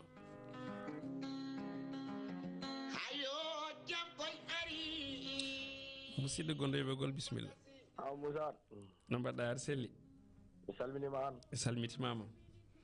subaka hannde ono namalama hol musidɗo taw hade ma haalde o Ousmane Sow cuuɗi men Amadou Mounari dendi no mbaɗɗa Seydi Sow aɗa selli mawɗum ni an jam tan kay dendi bisimilla cooso huufima coosoɓe kadi noddima wadde de jiiɓima mi salminima an mi salmitimama Seydi Sow eyyi min garta e toɓɓere seeɗa bisimilla wonande mi waɗoɓe affaire politique ɓe sa aari a jaɓɓama ngabbi dow podium haalno jogortoɗa leydi kaala ko nafata leydi mbasa ñinde goɗɗo min goɗɗo hono ma o mbasa rewde muɗum oɗon so woni a darima e podium aɗa haala e on aɗa haala e mum ko fewani ko moƴƴani suhaɓe ɓe so kawreme suhaɓe ɓe to force ɓe mbatta alay sago ɓe mbaddat ngari ɓe ngara so woni goto fof darima haalani haala goɗɗo haalino jogorto leydi haalino waɗirta golle muɗum innani inde goɗɗo a yii kam probléme waɗa hen mi salmini ɗon banam so munir so yalti ɗon weltanimama jarama a jarama no fewi Ousmane Sow toon to Hammadi Hunare o hetorto en koye Hunare FM la 104.9 en calmini Hunare naɓe kala e mbadi kuuɓal heeɗiɓe ne oɗo subaka leeɗe ɗe foof galleji ɗi foof vraiment atelier ji ɗi foof garage jeere partout Piindi Espace FM toon to Skype on jettiɗo 78 158 81 05 sohna Hafsa Diabbo on jettiɗo assalamu aleykum assalamu aleykum jam waali mawɗum yettere Allah to noddata min o de noddo sabro wiyete windi ciluɗe émission ko Amadou Moussa indema yettode ma ne laawi ceerre winde ciluɗe a haali gonga inde nde ciluɗe ko wiyeteko Amadou Dioro Amadou Dioro to windu ciluɗe Mauritanie bisimilla on calminama on jettama Piindi kadi salminama jarama kadi Amadou Moussa beltani Hunare sabu ko hen min kettoto gartami noon toɓɓere koye dawrugol he dawrugol ngol ko kamɓe ardiɓe dawruɓe kamɓe mbasiyte ɓe mbasiyte kadi koko ɓe gandi gonga konngol bongol iwi koɗo konngol bongol ay ko iwi ɗo ko ɗon ngol woni kono to ay to ngol fayi to towol bonani heddi noon ko on jaɓtino on jaɓtino o woni ko woni ko sa haala yami jaabakima mi sofnima tan goɗɗo waɗi noon hay sukaɓe to kawri hay nokku kaɓata hay hunde kaɓata goto fof kadi jiiɗa kadi yoɓe kaala yimɓe fandare holno ɓe jogori jogorade leydi programme surtout jogorade ɓesgu ngu holno ɓe mbaɗi ɗum ko haale ko no wayi hewde ni kadi ko haali wayi gasani ɓe potani jabtodirde ɗum yoɓe mballu ene ɗum saabu ko ardi fof ko kisal ko neɗɗo hisani hay hunde ala ko dañi woodi noon on beltanama jarama Tokara merci beaucoup vraiment machallah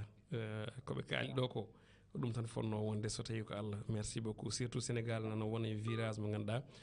ko virage wonde leydi producteur pétrole kame gaz donc programme ɗum fonno wonde d' abord doggol e guinal golle kono wona biyoje e ñiŋoje malli hay ko nandi hen Piindi Espace FM toon te Skype walla 78 158 81 05 bisimilla assalamu aleykum waaleykum salam wa rahmatullah calminama on juurama hoɗe on beltanama calmitima habaruji ɗi kadi ndewi lawol mi salmini bandiraɓe debbo gonɗo noon a jarama mi salminama haala moon kadi nanama kadi waɗi fayida sangote ko ardi foof ganduɗa hoorema no mbiɗon ni ko noon tan min ko hen min jantata so ganduɗa ma après violation ngaji ɗi hay hunde ala ko ɗi ɓeydata sona ko ɗi bonni kadi yimɓe kadi ne jogui ko poti toppitade ko wona haren walla affaire dukoji kamɓe ardiɓe so tawi soɓe gaari nokku yooɓe kaal programme tan oɓe jogui wasa naworde goɗɗo wasa yennude hay hunde ko ɗum ɗo jiɗmi wadde yimɓe keɗo e on sifa kono so tawi ganduɗama neɗɗo ardata ko haalde oya waɗani hay hunde oya ko nima walla oya nima ɗum kadi ganduɗama militaji ɗi potani kañumen homtude ɗumen ha ene wadde hen ɗen gueɗe ɗum jarani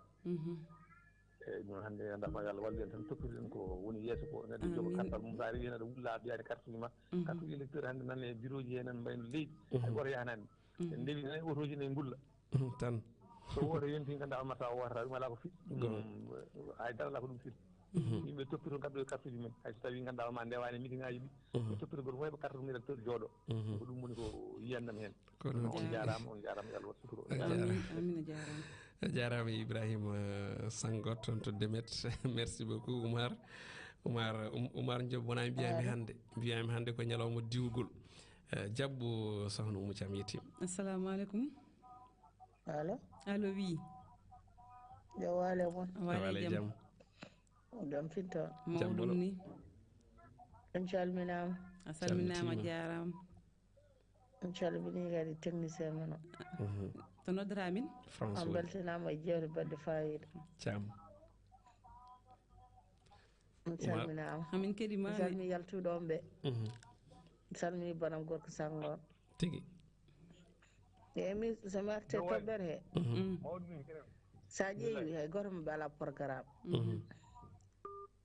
ko wonno ɗo ko tan yo iw tan ko ɗum tan woni ɗon ta ina adda hareji ɗi tan ko ɗumen ɓe ngala programme kamɓe ko wonno ɗo tan yo iw goɗɗum min jooɗo ɗum noon wona ɗum ɗo ɗum addata haare de ɗum noon yo Allah waɗanne jaam jarama sohna Oumou Thiam lokkañalde amin ya rabbi en beltanimomo ko toon to leydi France o eroto en 78 158 81 05 Hafsa Diabom. allo allo jam wali mbaɗɗa e tampere jam tan alhamdulillah eyi weltanama de o ko Yero Souleymani noddatoma ko Waali Dialo jarama bisimillama ballal Alsane Ba radio Hunare jarama seydi Diallo eyyi en beltanima on no feewi kono noon hande de woni koye addete laaɓan ɗo par ce que kala kalnoɗo hen ko fewani walla ko rewani hen lawol walla gañodirannoɗo hen han kadi to yeeso ɗo seeɗa ne waɗa hen nimsa kala noon joguinoɗo hen moƴƴere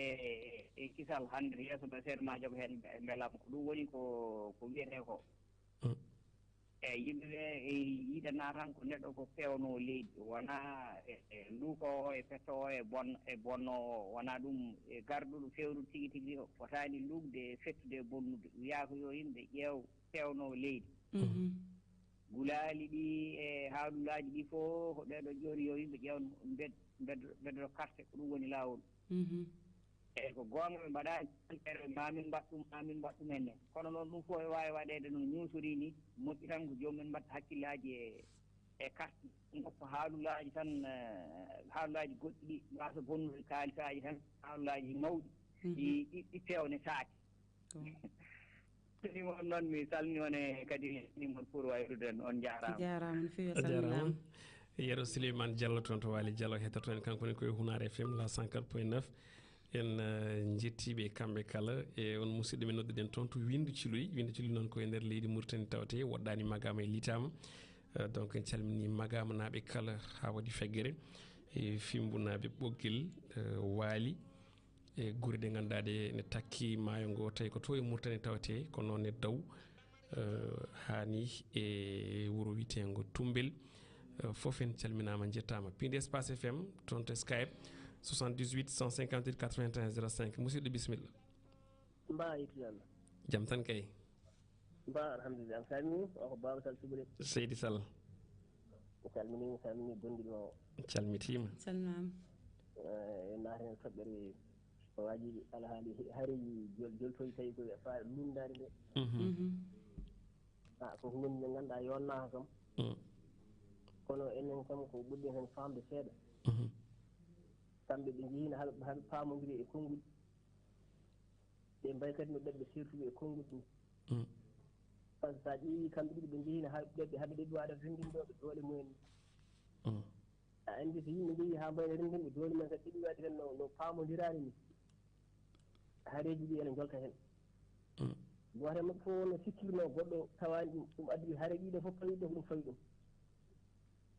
heddi noon ko yo Allah waɗan en jaam kala hen ko wawi wonde hankkadi nana waɗa moni fof yo reen keeri mum on jarama mi salmini on yo Allah waɗan jarama salminama jarama Baba Sall toon to Cubalel hettorto en koye Foot FM la 90.7 en jetti dendagal Cubalel ko takki e ko taari e heɗortoɓe en toon kala e mbaɗi kuuɓal 78 158 81 05 Habsa Diabo on jettiɗo allo bisimilla ma assalamu aleykum warahmatullahi taala waaleykum salam waaleykum salam wa rahmatullah alhamdulillah calmitima tabarakallah machallah hol musidɗo to noddirta hobbirami ɗo ko Guri Kourial inde yettode Guri Kourial noddami ɗo inde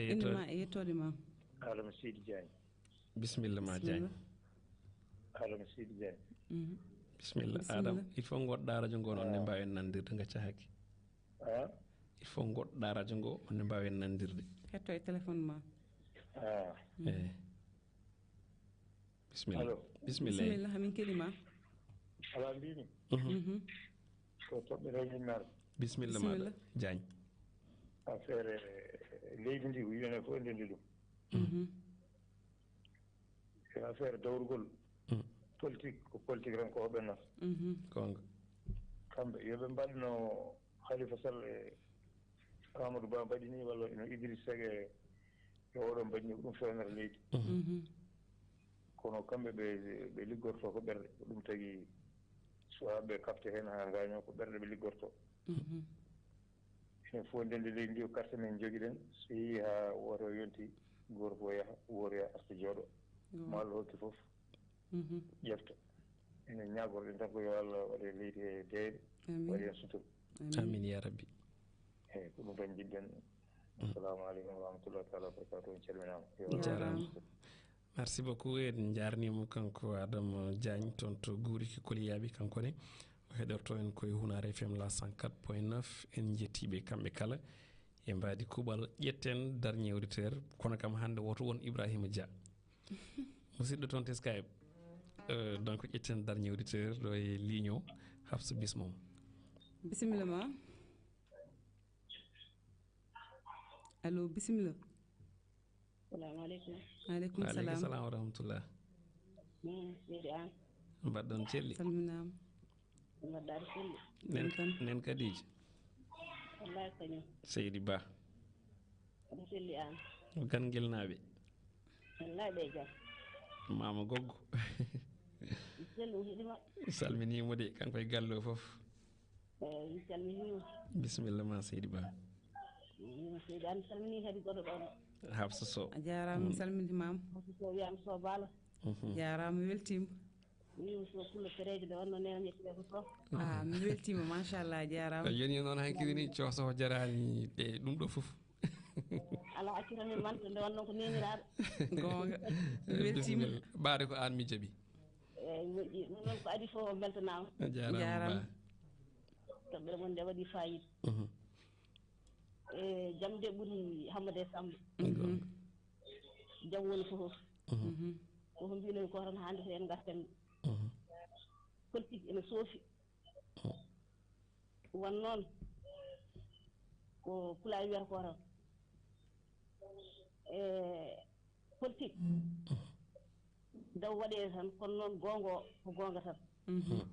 haade kadi moƴƴani hay ko gueɗal gaña kadi kamɓe kadi sukaɓe haɓeteɓe hen haɓe gañoɓe kadi kala gañiɗo hen kadi rewi tan ko dow kala gañiɗo hen ko kañum tinata kono sukaɓeɓe tinata ene famɗi tinowo hen so tawi dañama jiɗɗen noon ko leydi men ndi yo few kala moƴƴinowo yo Allah hokku ɗum kala jurmotoɗo miskineɓe ballowo miskineɓe yo Allah hokku ɗum Allah noon andi to ɓural ngal woni kala to ɓural woni yo Allah waɗen hen kadi jiɗɗen tan ko deere enen Sénégal jiɗɗen tan ko jaam jaam woni fof ko jaam tan kadi heeƴe meɗen ɗum noon mi salminima wimo Seydi An mi salmini kadi gonɗo ɗon o jarama fewi ñalde jaam ya rabbal alamin jarama ko nen Kadija en beltanimama no fewi toon to ganguel Cheikh Moussa Camara walla ganguel Souley kankone ko toon heɗorton ko Hunare FM ɗo appelaji ɗi kaaɗi en jafnima bandiraɓe heddiɓe ɓoggol ngol walla yinoɓe nadde oɗo saaha gudirten habso ko Oumar waɗa en proposé on ɗon tour RTS haysen tawi wona o mataw ko ancien maison normalement ko tour kesso cohluɗen walla ko kanko woni ɗo bon wona kanko woni ɗo de Oumar o ko goɗɗo mbiɗa sikki o est ce qu'on a RTS Belgique walla ko kanko woni ɗo bon mi anda oɗo banggue hammi heptinani voilà haysinno ko mokkeɗo oɗo c'est bon en tout cas oɗo tour ko hande chef de l'état uddita ɗum toon to triangle sud ɗo mbiyat ɗo maison mère tawi oɗon tuufere aɗande fawno ko 7 juin 2022 donc golle ɗe sa ƴeewi ɗin duumi tan ko hitande lebbi ko liggey jawɗo vraiment ko tour de 10e étage kadi ko bâtiment intelligent no mbiret ni c'est à dire que ko ɗum tour mo ganduɗa de 10e étage design woni yooɗi kadi eɗen mbiyama taw il était temps ko manam ko Sénégal daña galle mo ganduɗa ko galle presse surtout presse nationale baɗno RTS hebde huɓere wade ni habsa men so tawi a heeɓi temps yiide ɗum oɗo saaha kono mokkede o kam vraiment no bandiraɓe jiirat ni ko kanko woni ɗo mokket RTS. Machallah ɗum ko weltare tan par ce que ko wayno presse so heeɓi ɗum ɗo e nder Sénégal surtout RTS ko hunde yonde vraiment min noon mi yiyano ɗum sana joni an hoorema ko joni puɗɗa yiide ɗum oli moquette ko maquette on tan rewi wiide moquette hande kam ko noon tan hande kam onon sosoɓe ko onon kala ko mbiɗon hande ko onon jeeyi ko puujoje ɗe diwde programme uji ɗi foof nan ɗo en tout cas yiɗi wi tan inauguration ko hande à 16h sango waktuji 16 tawi ko mawɗo leydi ndi Macky Sall uddita ɗum hande toon to RTS vraiment ko galle baɗɗo fayde kadi wona tan oɗo immeuble hay galle toɓe gonnoɗo to galle RTS woni hande ɗo huɓere nde kadi aussi fewnitama waɗama réfectionné hesɗitinama fewnitama vraiment kadi kaɓirɗe baɗɗe fayida huɓere nde jiita ɗo nde dow to ne waɗi terrain football dow to ne waɗi terrain football en tout cas par ce que ɓe mbi pourquoi mbaɗi hen terrain football to huɓere nde daari ɗo darino koye terrain football ɓen ɗon liggornoɓe toon to RTS donc jikkuɓe mbaɗniɓe dow to terrain football vraiment ko huɓere en tout cas c'est à découvrir eɗen ero Sénégal naɓeɓe yoɓe jetto e bâtiment ɗi ganduɗa ɗi ko édifice de l' état kono noon kadi ko édifice uji public moni foof yaaha yiyano hoore muɗum darana hoore muɗum saabu ko hunde vraiment ko hunde yonde wonde fayida ɗum noon habsa koɗo mbaynodirten e bandiraɓeɓe dokkodiren mabɓe aadi janggo holko mbaynortoɗaɓe oɗo subaka salminiɓe kamɓe foof yeɓoɓe men to chaîne men YouTube e hettotoɓe men ɓe to diwan Fouta et dans le diaspora aussi surtout et voilà mi salmini famille am fof wa limde goto fof inde mum e yettode mum mais hakkillam nane moon mbiɗa salmina on mbiɗa jarno Oumar gonɗo hedde to technique to e mbiɗa salmina biyeteɗo Yaya Diallo e Valle mum Gounas e Ammad Dia Hayra Law e Ali Dem voilà mi salminima an hoorema en calminiɓe kamɓe kala e oɗo subaka hande en jettiɓe aussi e nden hoolare nde min jogui e saktirde mabɓe Piindi radio et télévision Piindi TV to karallagal e oɗo subaka wonan hen toon ko Oumar Diop to banggue caméraji ɗi ko Djibi Dieng régie télévisé wonan hen toon ko Oumar Diobbo Sow aadi amen e moɗon e Olel ko janggo alkamis so Allahu lamɗo jaaɓi ko ɓoyata ko yewtere moɗon wittede holno pinirɗon tawi jatton hen koye Malick Oumar Ly yo Allah hokki en ñallude dow jaam on jarama e kettugol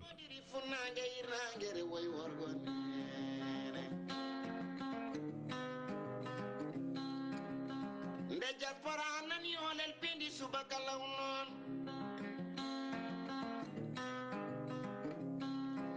banda marietto Olel Piindi Subaka law ceera e kumpa Olel Piindi koye wuli wulango kumpital noon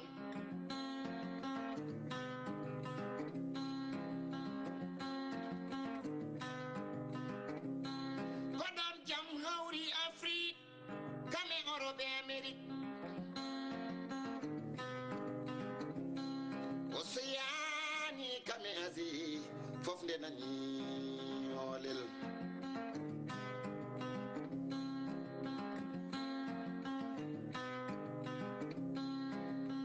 Olel Piindi Subaka law koye fuɗɗima banda marietto Olel Piindi ceera e kumpa